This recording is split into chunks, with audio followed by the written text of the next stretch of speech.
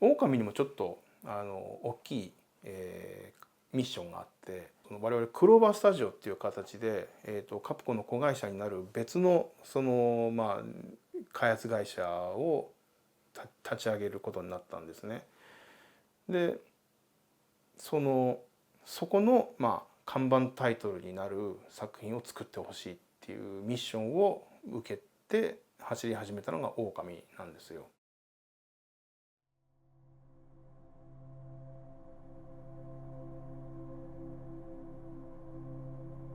そういうこともあったので、遡ってさっき言ったそのビューティフル・ジョーを3作続くロックマンみたいな人気タイトルにしてほしいっていうふうに言って作ったはずのビューティフル・ジョーの、続編のディレクターを僕は、結果的にすることができないっていうことになったんですよね。それをもうその後輩にディレクターを任せて、僕は狼を作ることになったと。それはそのクローバースタジオの看板タイトルを作るということで、こっちの方がやっぱりミッションとしては重要なので、それに取り組もうということになったので、知らないうちに誰かが作ることになったデビル2とは違って、それは任せますよっていう形にしたビューティフル・ジョー2はちょっとデビル2とは僕の中での印象は違うんですけど、で自分は狼に集中することになったんですけど、狼もいろいろその紆余曲折あって、いろいろ迷走もしたんですけど、そもそもそのプロジェクトの始まりっていうのは、僕がそのビューティフル・ジョーを作ってる時にちょうど隣のチームがバイオ1のリメイクを作ってたんですよ。でそれはもう三上さん自身がディレクションをして作ってたんですけど、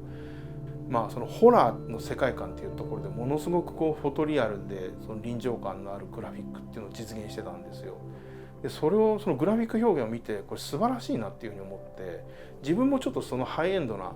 世界にもう一回戻りたいっていうふうに思って、でぼんやり構想したのがその、持てるグラフィックのその技術を、そのバイオのその最新作っていうのはホラーの方向で振り切ってたんで、それをもうちょっとその暗い方向じゃなくて明るい方向に向けて心を癒すような世界を写実的な絵で表現したいっていうふうに思ったんですよ。で僕はもともとその長野県っていう、日本の中でもすごく自然に囲まれたところの出身なんですけど、そこから都会に出て就職して過ごしていて、やっぱりその故郷を思う気持ちっていうのが年々自分の中で強くなっていったんですけど、そういうその大自然で心癒されるっていうものをゲームで表現したいっていうことと、その第4開発のグラフィック表現の高さっていうのが頭の中で重なって、そういう大自然をテーマにしたゲームを作りたいっていうのが狼の一番最初ですね。でそれをプレイステーション2で作り始めたんですけど、プロトを作り始めたところからもうすでにもう壁にぶつかって、その森であるとか草花であるとかそういう自然物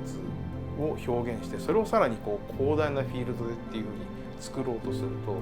プレイステーション2のその表現能力では無理だったんですよね。もう本当にペラペラな木になってしまうか、木を作り込めば今度は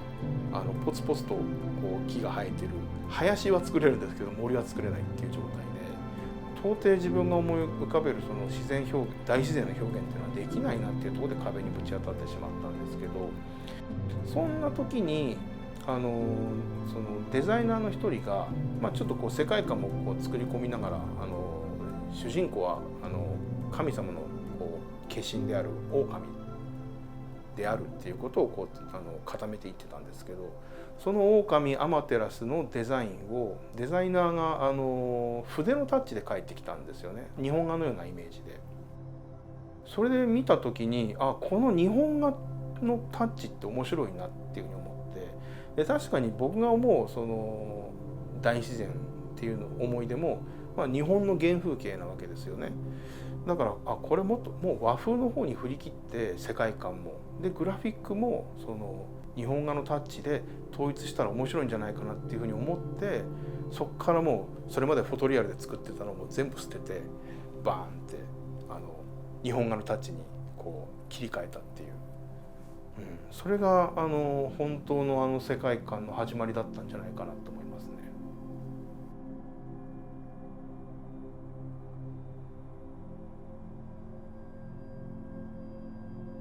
本当に話すのも恥ずかしいんですけど、今散々僕は会社でもチーフゲームデザイナーって立場になってその若いクリエイターたちに対しても、ゲームを考える時はまずピラーを立てなさいと、テーマを決めて、で何が遊びの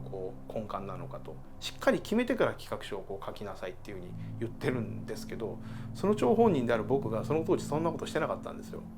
でさっき話したみたいにこの大自然の中で駆け回る狼のゲームを作りたいっていうだけで始まったので、何にもゲームの中身が決まってなかったんですよ。でグラフィックでもそうやっていろいろ悩んで、ゲームデザインでも悩んで、そうこうするうちにグラフィックのタッチは日本画タッチでいきましょうっていうことがなんとなく決まりました。その後でもまだゲームのメカニズムが決まってなくて、当時は何かシミュレーションゲームなものようなものをテストしてたんですよ。なんか種をまいたらそこに畑ができて、畑耕したら何か作物が取れて、取れたもので何かまたさらに畑を拡張してみたいな。で畑増やしたり川を引いて川を作ったりとかいうそういう農作シミュレーターじゃないですけど、そんなものをテストしてたんですけど全然面白くならないし、何よりそんなもので作った情景っていうのは僕が思い描いたその日本の原風景とはもう全然違う、本当にゲームのタイルが並んでるようなグラフィックにしかならないんですよ。でこんなの全然その狼が大自然駆け回るゲームじゃないよなっていうことで、本当にチームの中でもああだこうだやって迷走したんですけど、でそうこうするうちにプロデューサー稲葉だったんですけど、稲葉がいつまでこんなこねくり回しててゲーム全然完成しないじゃないかっていうことで、いい加減にしろっていうふうに、ものすごく強い口調で怒られたんですよね。ですから俺本気で本当にゲームを何とかするために真剣に考えなきゃいけないなっていうふうになって、ちょっとその時のその企画マン全員でちょうどその稲葉に怒られた次の日から3連休だったんですよ。3連休だったんですけど、これも3連休ちょっと会社に来てもうゲームをどうするかっていうことを真剣に考えようと。そしたら何人かそのデザイナーのアーティストの方からも自分もちょっと話し合いに参加したいっていう人間も出てきてくれて、7、8人ぐらいですかね、7、8人ぐらいで次の日会社に来てみんなでミーティングルームにこもって、じゃあゲームのピラーを何にしようかっていうのをその段階で話し始めたんですよ。であらかたグラフィックのタッチも決まってきちゃってるし、そこからできることってすごく限られてたんですけど、なんとなくこの主人公のアマテラスは神様であって、何か神の力を使ってゲームを楽しむギミックを解いたり人との交流をしてアドベンチャーするっていうのはぼんやり描いてたんですけど、そのじゃあ神様の力って何なんだっていうことをみんなで延々考えてたんですね。で神様って何ができるんだろうなってことを考えていて、もう本当にミーティングのその3連休の1日目をもうみんな頭がもう豆腐みたいになってもう考えられなくなってたんですけど、でまたそのまま次の日2日目に突入して、でまた神様って何ができるんだろうねみたいなことを話してた時に、スタッフの一人が神様って何ができるんだろうねじゃなくて何でもできるんじゃないですかねみたいなことをポツってつぶやいたんですよ。その一言聞いて、そうか何でもできるから神様なのかっていうふうになんか急に頭の中で神の視点になって、でそこで初めてその日本画のような筆のタッチで描いたグラフィックと頭の中で結びついてひらめいたというか、神様なんだったら神の視点になって、例えば風の記号を書いたら本当にその風としての現象が起きる、空に丸書いたら本当にそれが太陽になる、それこそが神の力じゃないかっていうふうにひらめいて、でどうっていうことを言ってみたら、もう本当にみんななんか暗い顔で頭豆腐になってたスタッフみんな「それ面白いですね」っていうふうにもう目の色が変わって、これはいけるなっていうふうに思って、だからもうミーティングの2日目でそのアイデアが出たので、もう3日目はじゃあちょっと今出たアイデアを企画書にまとめるから、みんなも休んでいいよって言って僕は企画書にまとめて、でその3連休明けにチームの人間全員集めてプレゼンしたんですよ。その時もうすでに筆調べっていう名前つけてたと思うんですけど、筆調べで筆で書いたらその通りのことが起こる、それがアマテラスの能力でありゲームのピラーのメカニズムであるってことを説明したら、本当にその時の集まったチームのみんなも表情明るくなって、これだったらいけますねっていう空気になって、ようやくそこから筆調べを軸にしたゲーム作りっていうのが始まったんですよ。だから僕は全然今偉そうな顔して若い子たちにものを教える立場じゃないんですよ。ちなみにこれね、実はビューティフルジョーも同じで、さっき言ったロックマンみたいなキャラクターがを操作する 2D アクションですっていうのは決まったんですけど、その VFX パワーなんてなかったんですよ。で当時はなんかリズムに合わせてアクションするとなんかこうかっこよく、攻撃ができるっていうゲームで作ってたんですよ。だからその音ゲーみたいに上にこう五線譜があって、そこにこう音符が流れてきて、音符に合わせてこうパンチを押すとなんかパンチがどんどんコンボがつながっていくみたいなのを試してたんですけど、ここのアクション画面を見ながらここの音符も見るなんてことができなくて、全然ゲームが面白くならなくて、一回それでまたチームが迷走したんですよ。っていう時に、じゃあどうしようか、また次に新しいネタで何をピラーにしようかなってことを考えてた時に、僕のちょうど後ろの席がそのメインプログラマーの席で、そのプログラマーがそのキャラクターのそのアニメーションに対してその攻撃のコリジョンつけたりするのにツールでアニメーションをこう再生してたんですね。再生してるアニメーションをちょっとこう等速で再生したり、スローかけてパンチをゆっくりにして、でここにその攻撃判定つ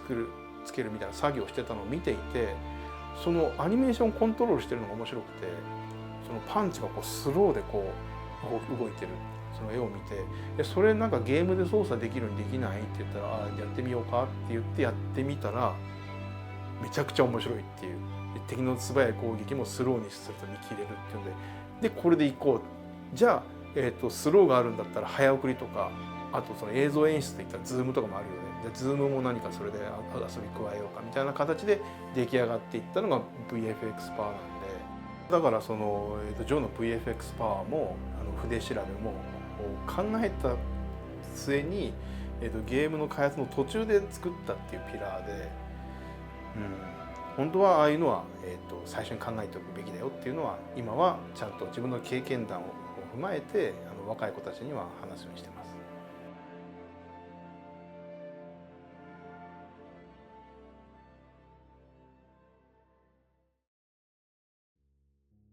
狼作ってる時っていうのは、まさか